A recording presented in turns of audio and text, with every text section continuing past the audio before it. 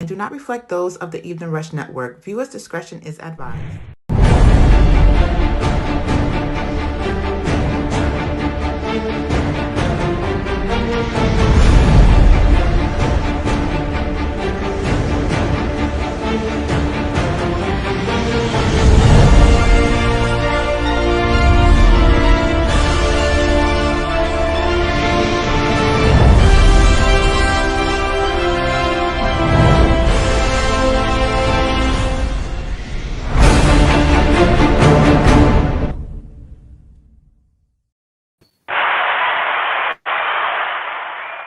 Hi, good evening. Welcome to the Chris and Nina Real Estate Podcast.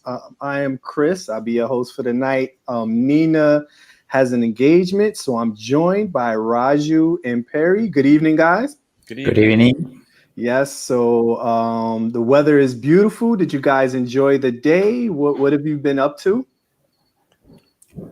Yeah, it's so far so good. I think after, I will say the whole last week is a lot of rain, but yeah, today was a beautiful day here in DC area. Yeah. And Perry, where you at? You in your sunroom? Where you at? I'm in the sunroom. We got a chance to get a little bit of sun today. I was outside fixing plants that were drenched from the rain, and so I got a chance to do some walking today. Walked about 4 or 5 miles in the morning. It was great. Oh, it's good wow. to be back out there. Yeah, yep. Yeah, that's impressive. I haven't walked in a long time. I just walked to the store. You got to do it. You got to do it. Get out. Yeah, Raju, you exercise? What you do? I do exercise in my brain. because mostly I'm on the in the meetings, but it's no, I had to get back on the track. But it's a lot of these meetings after meetings, right? So, but no, I do exercise. Yeah, well, the weather, we had some bad weather. Prayers out to everyone in Florida. They had some really bad weather. So, we just fortunate to just have rain and not a whole storm, Yep. Yeah, so that's hey, you watch sports? Anybody got any baseball team? Playoffs about to start? I used to when I was in Atlanta, it's very interesting kind of thing. When I was in Atlanta in 1992 to 96, when Atlanta Braves, they won the championship. Then I moved to North, then Yankees won it, so and so it's yes, I do watch baseball, and yes, also the other sports. Yeah, what about you, Perry? You got any team? I'm a football, basketball guy. What's your football team right now? Actually, games in. The Ravens, but I'm in New York, so the Buffalo Bills are looking like the champs right now. That's interesting. You're a Raven fan. I'm here right here in Baltimore. Yeah. That's what I know. It's crazy. They lost their last two games by like 14 seconds. They had the lead for the whole game. I know. It's terrible. But my son was I was a coach for Little League or whatever you want, the minors or whatever, and he went on to college, played football. So being a quarterback and watching the hits when Tua got hit, I was so glad my son's not playing football anymore. It's a really, really rough sport. It is rough sports. And you saw the hit and his hands contracted the way they did. It was definitely something. I just pray he doesn't even come back. To be honest with you. No, he should. He got a bad concussion in college. Yeah, wow. He has the week before, too. Yeah, he shouldn't have been playing. Being the history, they should have given him at least 2 weeks off. And I pray. I think it might be too late, to be honest with you. I don't know his quality of life.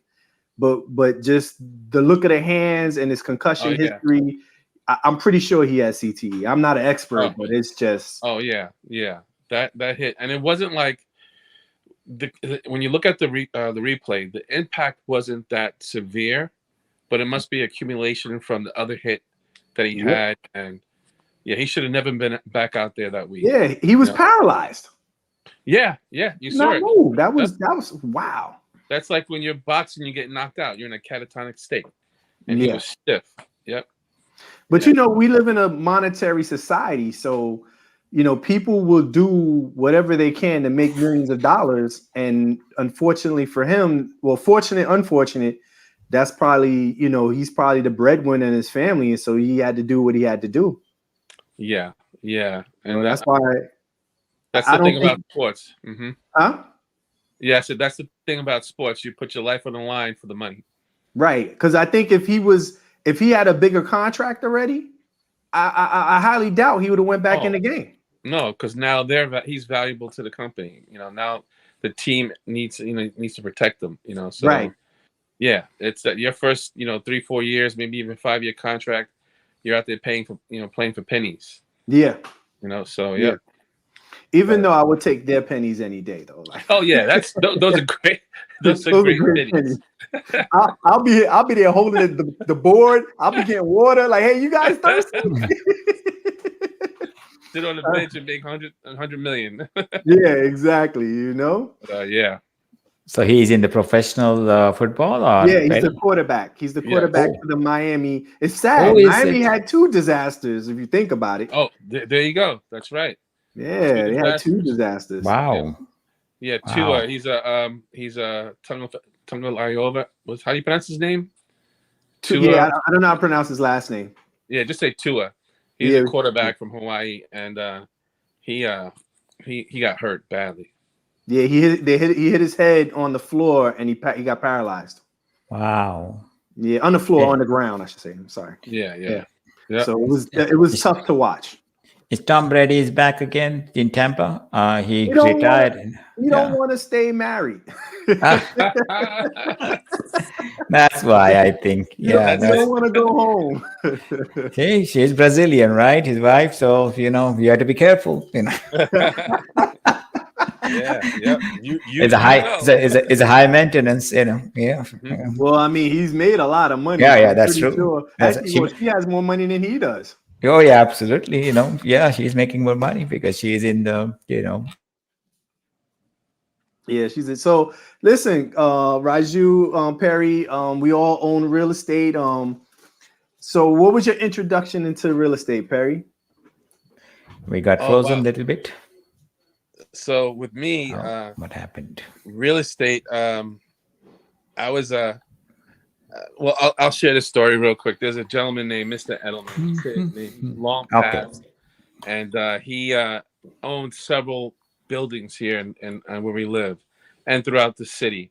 He was a detective, and he wasn't able to retire or even earn income off being a detective's income. So he went into real estate, bought his first property, where the owner financed it. The owner wanted $10,000 for a property.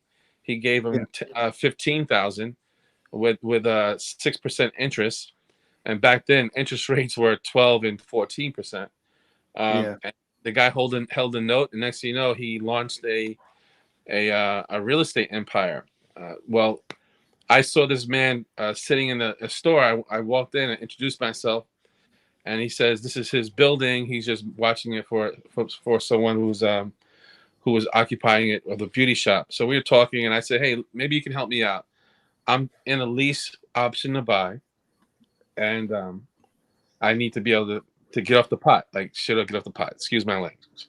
And he says, what you can do, he just basically told me how to buy my house, my first house, with no money down, and to cash out. And I did just that thing. We used my rent was only $1,000 a month for this house. $200 of that went towards the purchase price. I was here for 5 years, so I had about $12,000 or $13,000 down. But she held the note. She gave me. I closed out with $7,000 in my pocket, and got into a house, my first house. Then the second house was right here on the same block. I did the same exact thing. This time I cashed out with $35,000 and bought that house. So real estate is been good to you. Been phenomenal. And since then, I've learned about loan modifications. In 2008, when we had the housing crash, I was able to jump into that business and help a lot of people save their homes. And we did that from 2008 to 2018. And that business was kind of rough. When you're helping people who want to stay in their home. Yeah. You know, if they're ready to be able to afford the payment, then it's good. But a lot of times they can't get a loan modification because even if they did, they'll go back in the same scenario because their lifestyle. At one moment they were paying that $2,000 a month, but now they're not, and so their lifestyle caught up to that. So even when they got a loan modification, it was hard for them. So and what's the name? What's the name of your business? My company is PBL Holdings LLC, and we right now do a myriad of things, but I'm no longer in the loan modification business, but I still help people. Right. And give you an example, one of my neighbors was in a foreclosure. Her mom passed in 2014. She had a reverse mortgage, and basically she's been living, out of a box for fear of having to be, put out. When I found out, I helped her out. I was able to help her do a loan modification, and she needed to have a tenant. So we were able to take her downstairs, and it was a bedroom. We're converted into a one-bedroom apartment. Yeah. And she's got rental income now. So when you have a lot of resources, you're able to help people, and that's one of the best things I like about that business. I agree. And Raju, what was your introduction into real estate? Well, I actually started into real estate in maybe early, late 90s. I actually got fascinated with all this because I'm traveling all over the world in my career. And one of the things is I made a decision in the moment the internet world came in. And since I'm coming from more on the technology background, and I see how the Wall Street can become a gambling casino. And the way we used to do the investment traditionally, which is the institutional buyers, is to do that investment on Wall Street. The moment we open the internet, anybody can go and start buying and trading the stocks. That's where the day trading came. Right. So I decided to took out all my portfolio from the Wall Street, everything, every single dime what I have invested in the stock market, in the mutual fund, in the 401k, whatever you want to call 101k. I took out everything. I said, okay, I'm done with dealing with this. Somebody's playing with my money. It's a great thing that, when you see your statements that you are, it's all the paper losses or paper gain, and you get this all capital gain taxes and all this thing. But even if you lose the money on the Wall Street, there's institutional, whoever, managing you, whether it's a Fidelity or whatever, they have this load factor, right? They still get paid irrespective. Right. So basically you are paying for somebody to play with your money. So I decided to take out all those, my investment, and I decided to put into real estate, so real estate that's what it's called, real estate. It can't, you can't, means you can't, you have to basically pick your, areas where you wanted to invest. So I picked my areas mostly. I didn't go into too much into commercial side. I went most only the waterfront, very, upbuilding, like, I had almost like a 40 acres on the Potomac River in 1989 or 1990. I purchased that. And then I sold it, that one. They basically subdivided that and they sold it, then, I basically invested in wherever I moved, whether it's Chicago, Milwaukee, Boston, Atlanta, Florida. So I would just keeps on buying the properties and also the international properties. So I own a lot of international, like waterfront, land where I'm, especially in India, which is a very one of the topmost spot, which is a tourist spot in India, Goa, which is like considered the Hawaii of Asia. All the European, they go there for the vacationing purpose.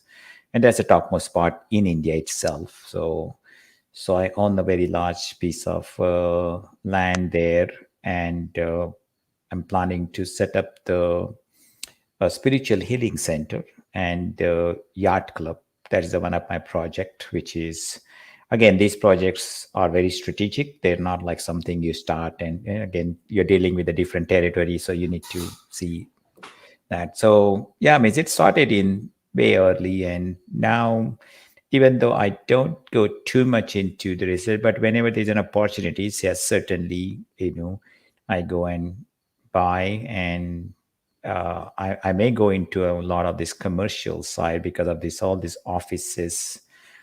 Eventually, it's going to come back. It's going to change the model, but I think that's where, if you're a strategic investor, you don't have to look at it. What happened? The same thing happened with like what happened with 9/11. A lot of industries got wiped out, and the people who decided to go into that, they are doing very well after 15, 20 years. So most of the time, these investments are here to look like 20, 25 years ahead, not in 2 or 3 years, because to break even, it takes anyhow 7, 8 years, whatever. So yes, hotel industry, that is the one thing, is hospitality. This is like, yeah, certainly it changed the way we used to travel, and it certainly created some, I will say, the dent in that hospitality, industry. But it become more localized. I will say the people used to travel. Like most of this, when I used to run a very big global international company, that we used to do like crazy travel from coast to coast. And I was traveling pretty much every week from Boston to San Francisco, and all these expenses were paid by this corporation. And I was always wondering, I am going from Boston to San Francisco every week, and a person from San Francisco coming to Boston every week. I said, what's wrong with this picture? Why can't you basically serve your local, person there, And I changed that model in our company, saying that no. And the interesting thing is, the client, when they like somebody, they said, no, I want only Raju to come here, So I had to take my ass all the way to San Francisco every time, Well, the internet and has changed that with, we could, we're in 3 different locations, and we're able to, yes, we couldn't do this 20 years ago. Right. That's the pandemic has basically taught one more lesson to this world. Because if you go to the lot of these traditional old schoolers, businessmen, they wanted to really do the head counts. Oh, Mr. Perry is not here today, He wanted to see you there at 9 o'clock. You need to show up there, And you had to get dressed up. Yeah. And like I used to come to Times Square every 3 times a week from here, Washington, D.C. Me and, my partner, we had to be there 9 o'clock on a Times Square, for these meetings. And I used to, we used to basically work there whole day, and then evening we had to get back on the train. So we're doing that Monday, Wednesday, Friday. It's very interesting thing during the .com days, when it bursted.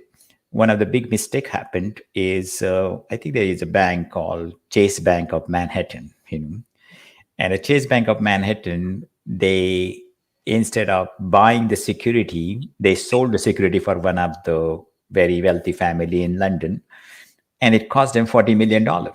And, wow. So they need to pay that one. But it's a simple glitch, instead of 0 and 1, they flipped the bits, and instead of buying the security, they sold their securities, And so they decided to fix this problem.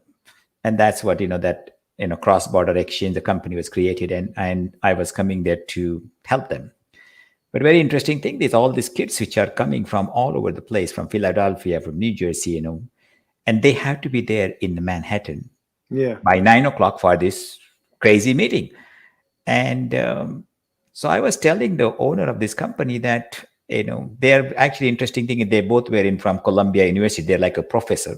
So they are basically running the show like a college, you have to be attending my lecture 7 o'clock in the morning, And I said, and I told them that you are let them work, why you are basically pushing them to get up at 4 o'clock from there and then get on the train and come here to Manhattan. And the way these professional people were treated like a school children or college student, and they didn't, and we told, it's a risk. Do not push them.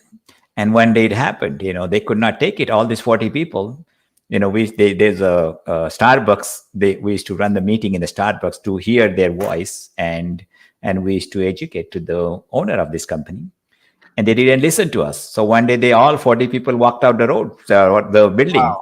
They're gone. Overnight the whole thing collapsed. So that happens.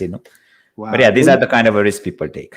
Well, today you can invest in properties and never see the property, never go to the property.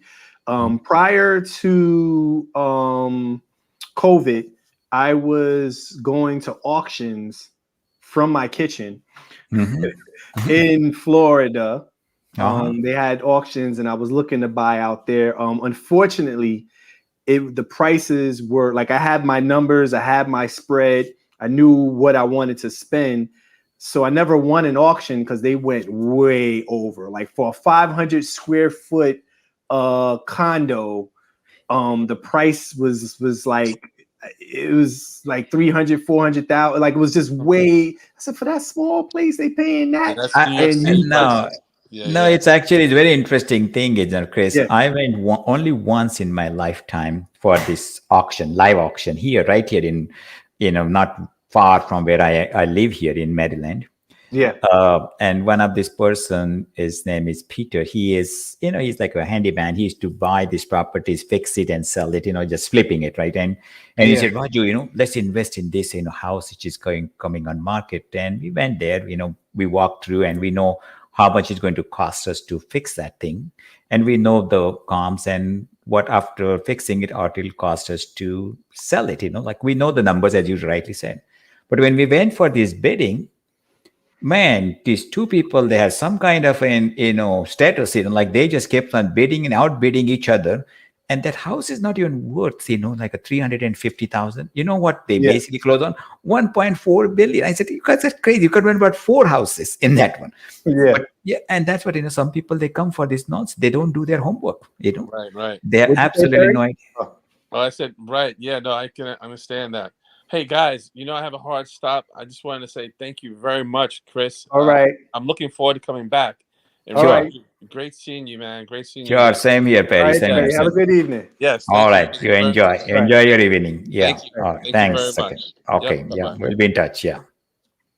Yeah, but also sometimes in these auctions, what I learned is people from the banks actually go to auctions to protect their, like if their property or the previous owner is up for auction, they have a vested interest to make sure nobody else gets that property. So sometimes you're bidding, you don't really stand a chance because they're not going to let you win that auction. You there, Raju? Hello? Oh, I guess 2 people left right now. So yeah, anyway, going to auctions and bidding on real estate, you could win. I think prior to COVID and prior to the invention of the internet, you probably would get a better deal when people had to fly or go to an actual auction. The competition would be less. But being that everyone around the world can participate in different counties and different areas, and they hold these auctions online, you're looking at more competition. So the chances of getting a deal is challenging. And Florida, what I didn't realize prior to COVID, Florida market was white hot. So everybody was in on auctions, all from I want to say Orange County to Jacksonville. It was just, I had it set up where I was going to purchase land, and I had investors that were looking to create like mobile homes. I was going into a totally different avenue. I wasn't just looking at regular properties. However, these vacant lands, just going for the vacant land was challenging. I said, man, Florida was tough. And what I should have been doing was I had people that I'm in contact with now. They own like 10 houses in Detroit. And Detroit 4 or 5 years ago, nobody wanted to touch Detroit. And that's where I should have been. But I was in Florida. I was also looking at North Carolina, South Carolina, I thought about Alabama because the thing is that it's we have to, like, in real estate, you have to unfortunately, like, to get properties in an area that's already established, it's challenging to get something with a spread where you can make money and get a good deal.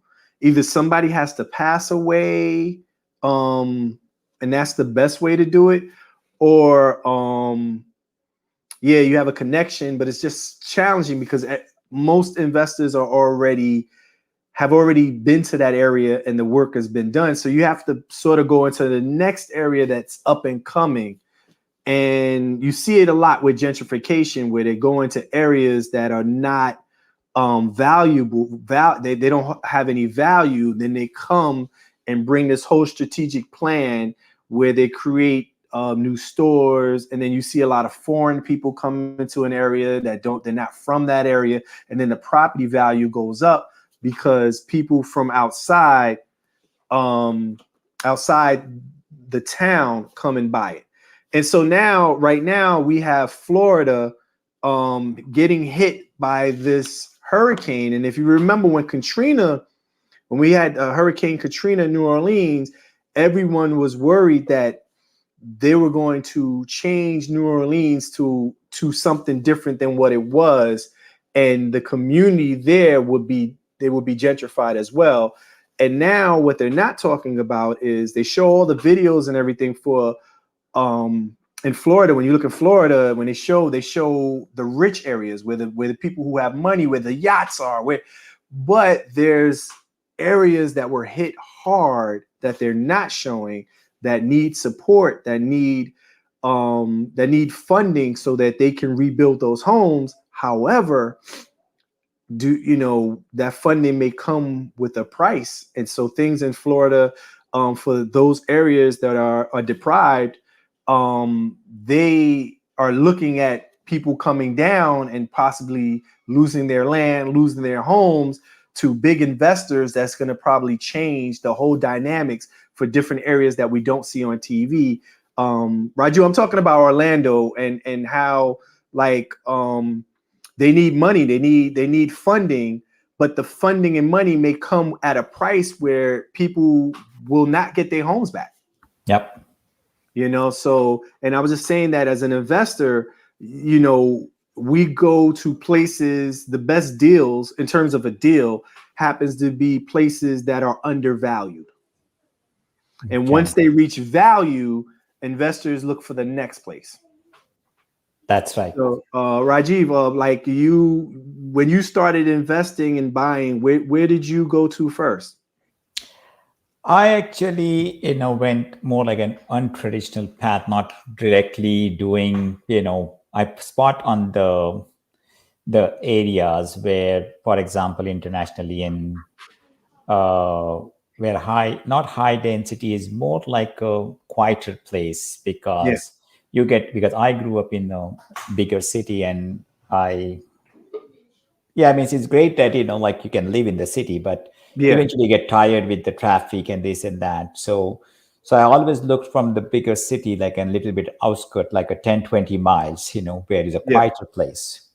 So here in Washington, D.C., when I moved here in this area in Bethesda, I had office in Bethesda. So I decided, let me go 10-15 miles, outside. And so that way, when I come home, I will have quiet, it's nice. I know I basically bought, 20 acres land, which is, in 15 years, it just kind of, even the half acre now, it costs here more than, like 500,000, in our area, because everything is gone. So I always looked 15-20 years ahead, looking at where, so I prefer to go a little bit, because everything is going to grow, so that's how I always look the outer perimeter of the city, that, okay, what are the opportunities there? And I mostly focus on those one than going on. But again, my investment is more strategic and long-term, not like, coming in and in 2 years you flip it or whatever. But, that is basically, you need to literally babysit on those properties, So Yeah. that's what, and considering the lifestyle what we all have is we are so busy with that one. So that way, we basically buy it, we park it, and we just, maintain it. And yeah, in maybe after 10, 15 years, some of my properties are really targeted for more like a 25, 30 years long project, like Yeah. the one especially in India. Yeah. All So, right, Raju, just give us a second. We're going to take a quick break and we're going to be sure. right back. Okay, no problem. All right. Thank you.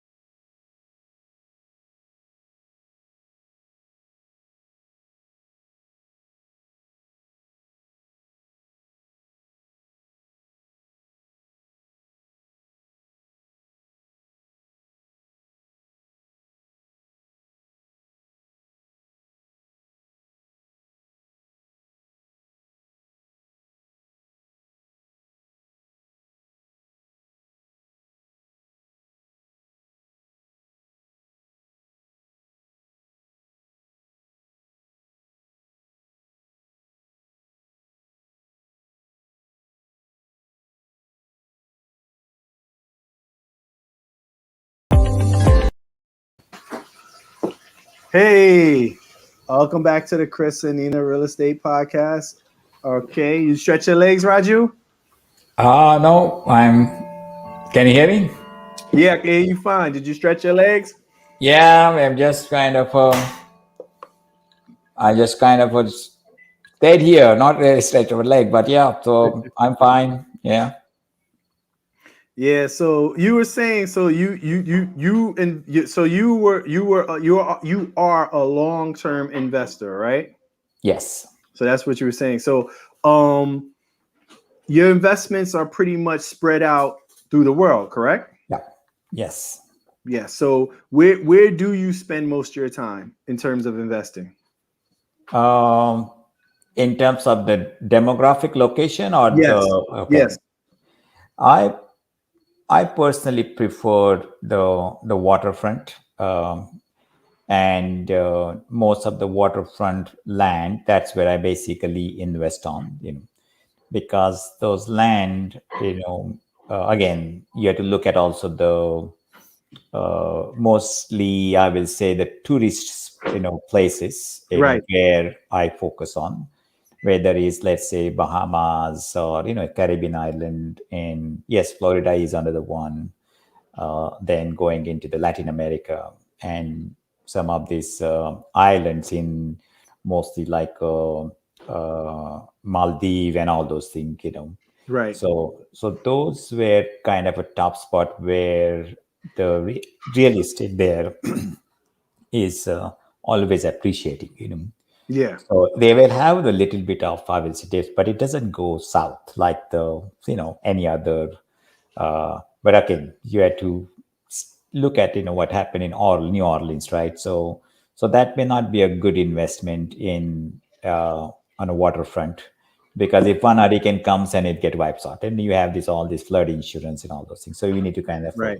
so I kind of look at the environment where I basically focus on, Yeah. because that's basically drives my most of the investment. That you had to look at the mother nature and look at the those areas where external factors which is not in your hand Mm-hmm. can affect your investment.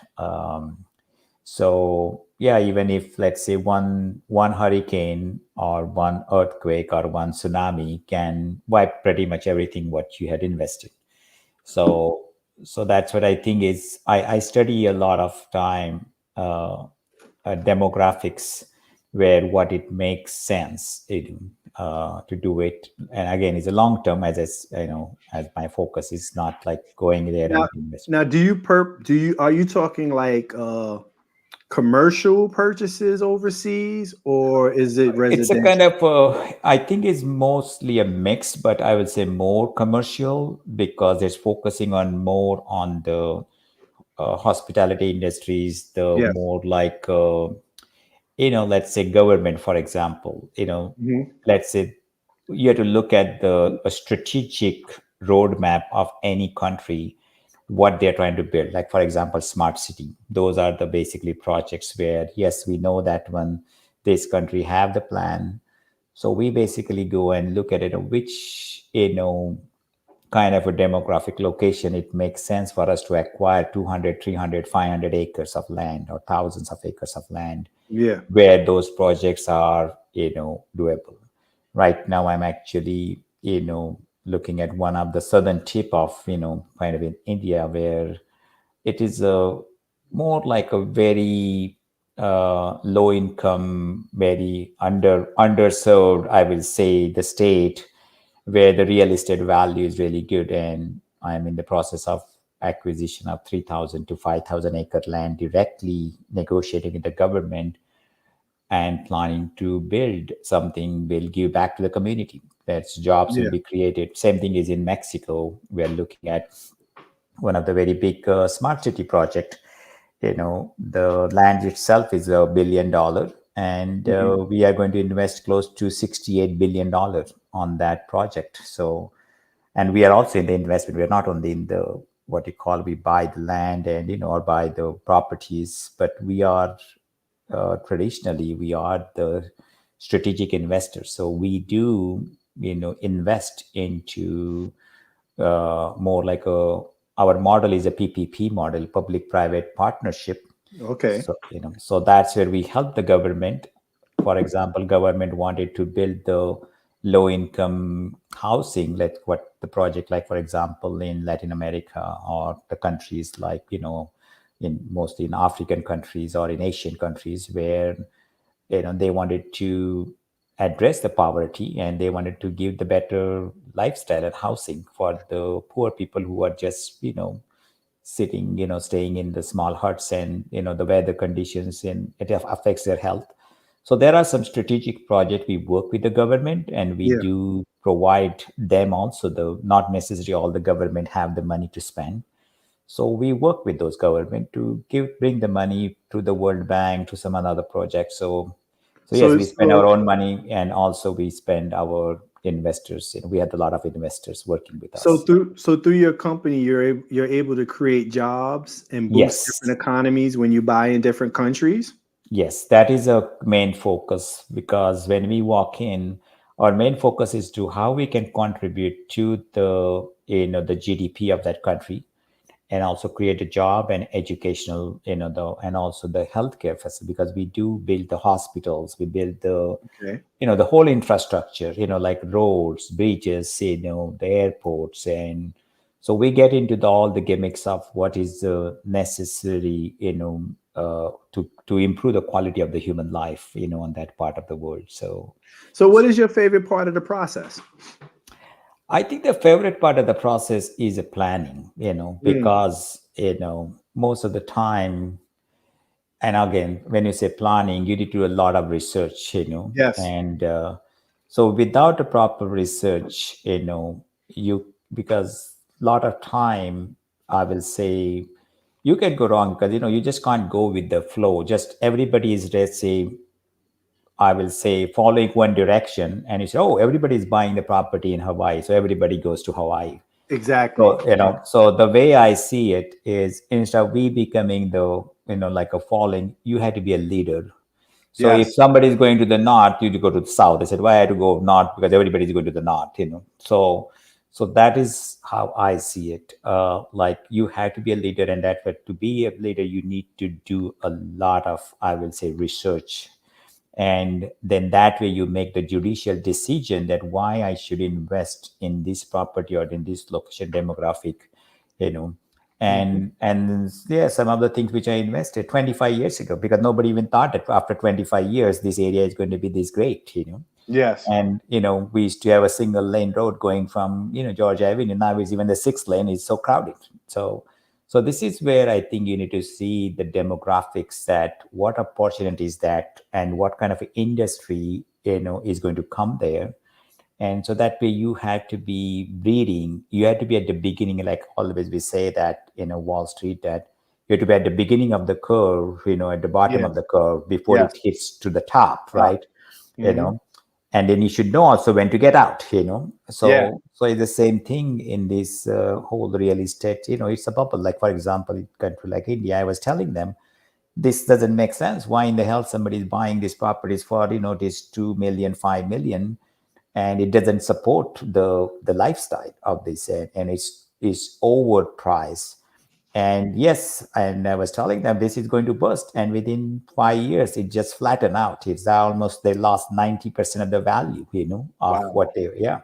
So this happens when, and that's the reason I need to see that what makes sense, what doesn't. But that's why you have to do a lot of research. That's my favorite part, that we do a lot of research and we just don't go with the flow. But yes, Yeah. there are some time we know the areas, and when something pops up, then yeah, we basically have our very sophisticated So tell me, process. so tell me about one of your purchases that you have completed, this like a project where you created a hotel or created a hospital, or what where did you do this? What country?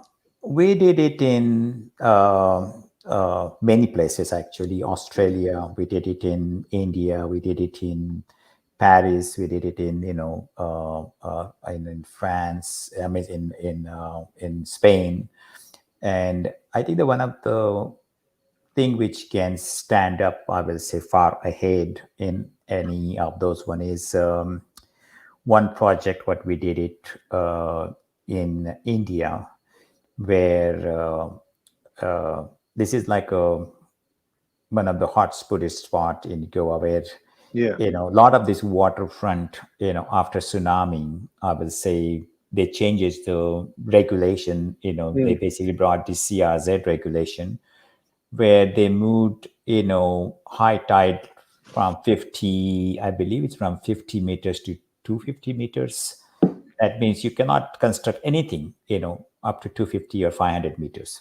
Wow. So we know that when it's going to happen, but then that whole waterfront, Mm. because whoever purchased that waterfront, maybe 5 years ago, it become useless because you can't construct anything, Yeah. because it is right, in that CRZ regulation. Yeah, And I've seen videos where homes were just so sliding swallowed, to the ocean. sliding into the ocean. Yeah, Yep, just yeah. yeah, that's Because that's why it's waterfront is a little bit kind of a tricky depending upon where you are investing.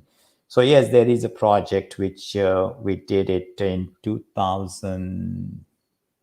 I believe it in 98. It started in about 97, 98, and it ended in 2003. We opened up, and that is a very big intercontinental hotel, which yeah, is on a 40-acre land in South Goa, where it is one of the best project, because it's become the all these movie stars, and all these shootings were happening celebrity. there. All the Hollywood, Bollywood, Yeah, everybody is there. Yeah, there are a lot of actually Hollywood movies are shot there in that beach there, yeah, where you got that price, because it is I think it's maybe the only one of the resort in that part of the world has a 18 hole golf course, on the ocean, touching the yeah, ocean.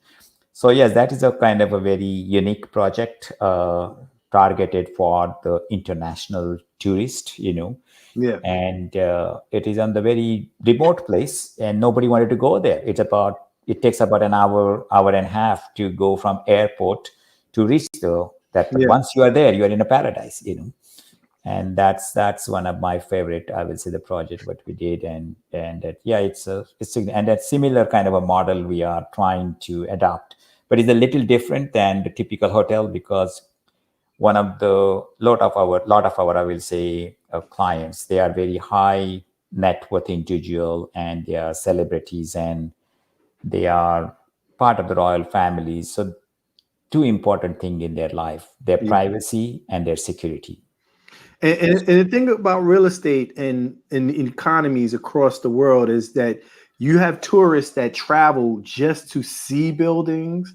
You have lower class that may live in one part. You have middle class that higher class that may live in parts of the buildings that people will never get to see.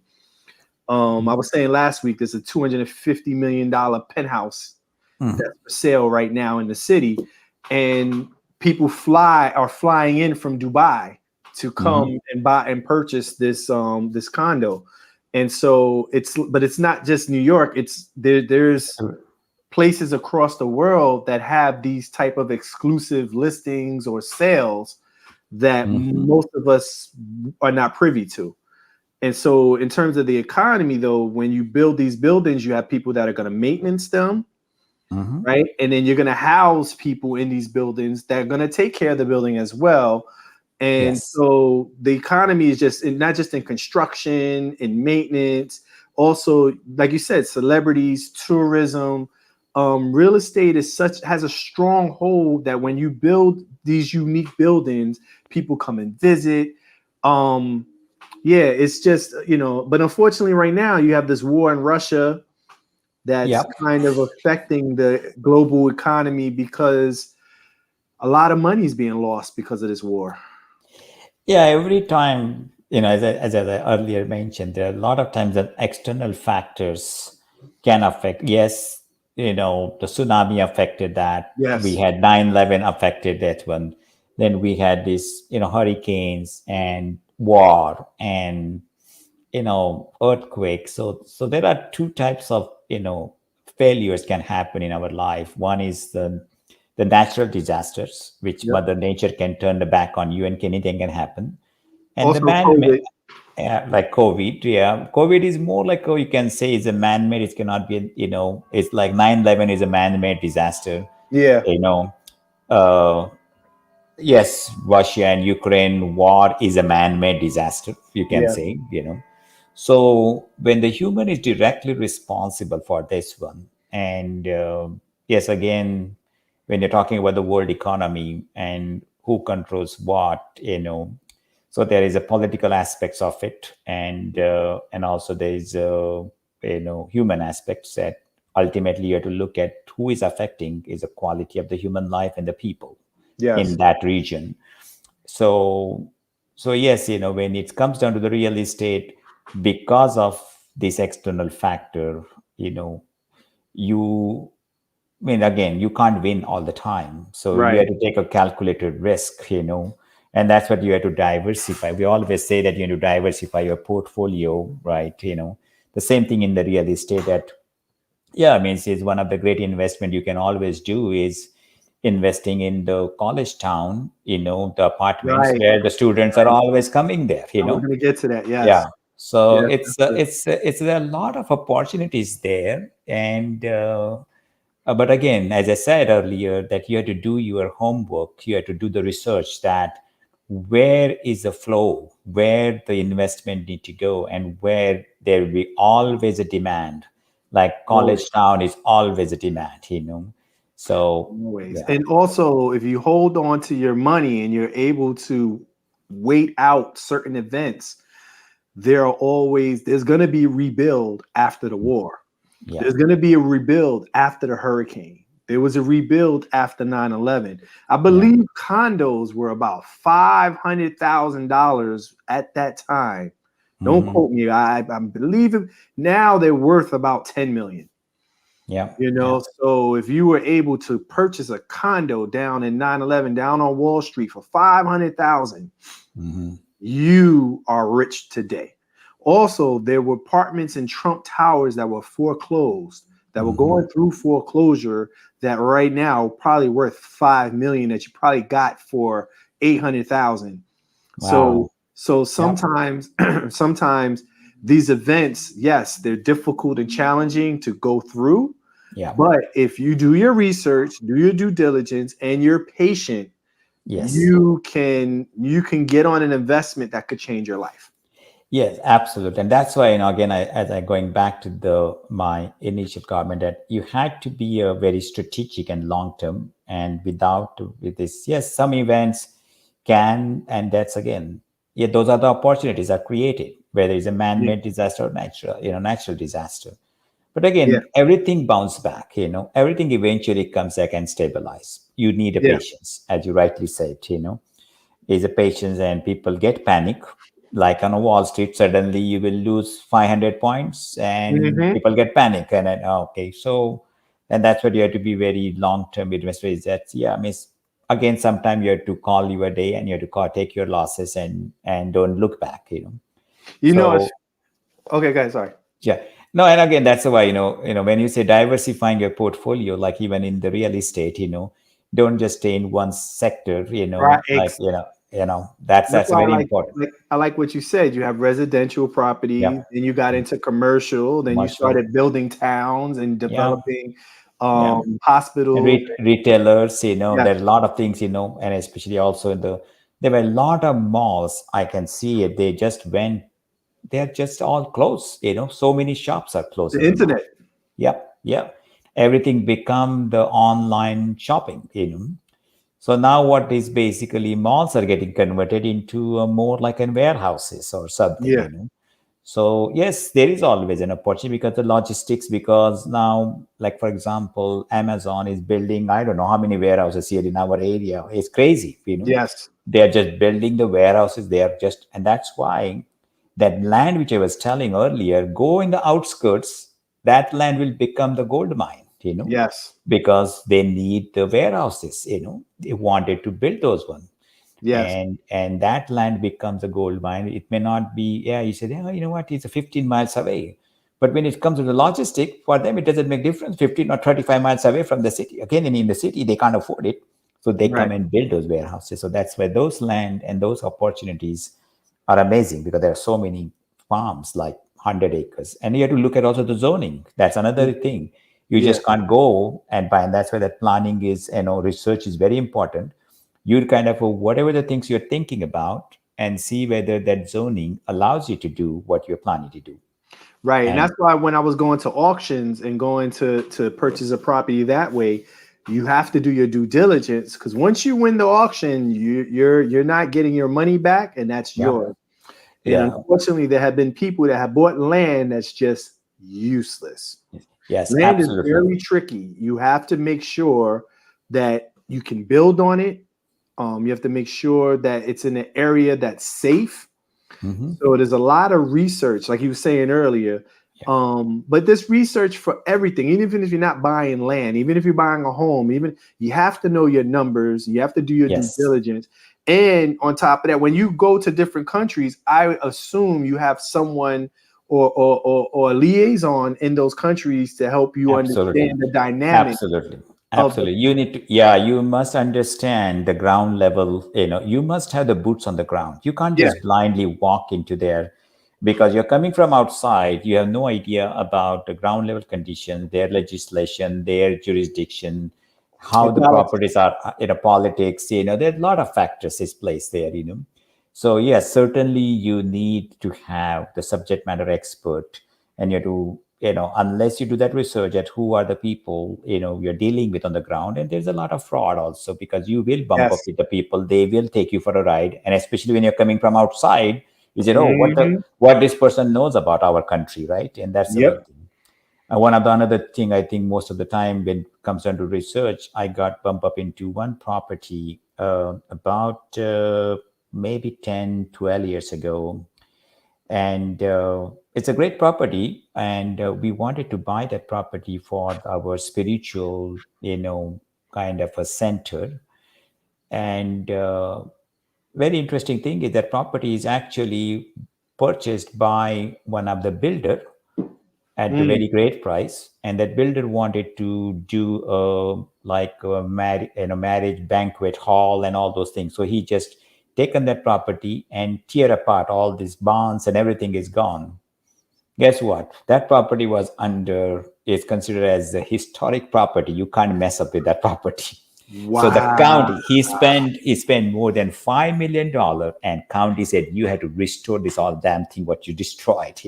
Wow. So That's and that property actually he put it for less than $1 million for sale. Nobody wanted to touch it because now you have to restore everything. What mm-hmm. county, you destroy that one. So yes, sometimes it looks a great offer, but now what you're going to do is now you have to deal with that county to restore everything. That is Yeah. going to cost you a fortune. But these are the some of those fundamentals, like when you're coming down to the real estate, that yeah, without doing homework, it's just you can't go just Yeah. because the deal is great. This is Yeah. always, I always say to people that when something is looks great, and why is there in the market, there has to be something like you are buying used car, you're buying somebody else's problem you know Yes. you know Yes. otherwise if the car is running fine, why in the hell that person wanted to sell the product? So there has It's to be some, yeah. it's very rare that you get a great deal that has Mhm. zero risk. Yes, always there's a risk, There's and always again, a price, even if it's not financial. that's right. You know, it's just you Yep. have to you're going to work in one way or another, but it's always worth it if you make your plan, if you strategize right, Mhm. and you did your due diligence on your investment, and you have a good team. No, absolutely. It's all about having the information, and also that information what you are getting it, you have to see the what source, you have to cross validate. You can't just basically rely on one source, and you have to find the consistency, that if you Yeah. say that, oh, this property, this information received from A, B, and C, and it look at the commonality, and Yes. you have to take those common factors. That is your, I will say, the decision making factor, because now you got information from multiple sources, Right. and there are some information is not in sync with each other, and that's one you need to flush it out and need to focus on the common factor, and that helps you to make those strategic decision, that whether Yes. it's. And then also you can pick up an investment that's dated Yes, and bring it to the modern area at modern times and create value in something that lost value because it didn't change. that's right. You know, sometimes it's location, sometimes it could be a historical, like you can't tear it down or anything, No, but no, no, yeah. if you could restore it and add, all these new technology gadgets and stuff that people come to love, and put it in something that was old and bring it to the new, and bring money to a place that was losing money. Yeah, and I think very interesting thing is that what I found, when you are trying to buy a property, let's say any jurisdiction, there are very interesting thing is if you go to the county's government office to get the information, you won't even believe how much valuable information they share with you. You go to the Mm-hmm. town and planning, you go to their economic development office, you go to their zoning office, you go to the permitting office. And you basically, when you say that I'm thinking about buying this property, I wanted to know everything about that one, what I'm getting into, and they will tell you this you can do, cannot do. This is where the limitation is. Here is a basically whatever they have this what that zone is called. Basically, you're not allowed to touch those one. It's a green zone, but it is something is they have some restricted that you Yeah. cannot do where they have some restriction. Like for example, if you're thinking about building, let's say, in a commercial thing and chemicals as involved, you can't Yeah. do that one in the middle of the city. So Yeah. they have a lot of restrictions. So certainly when you go and see whatever your project is, whatever you're planning to do, first and most important thing is to go and see whether the county or that city have any restrictions to Yeah. doing that.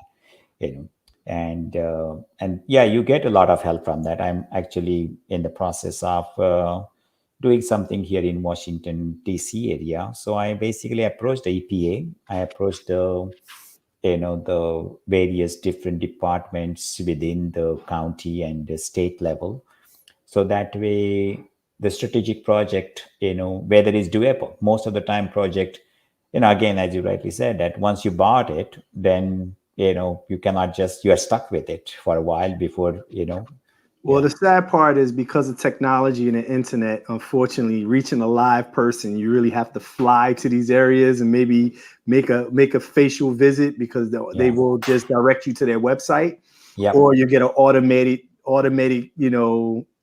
frequently and asked everything or something on everything looks great on the because they create with the technology, they can create a very fancy dancy presentation, and you fall in that glossy print, but you have to look and feel. If you are going to buy the property, you really need to go and look and feel.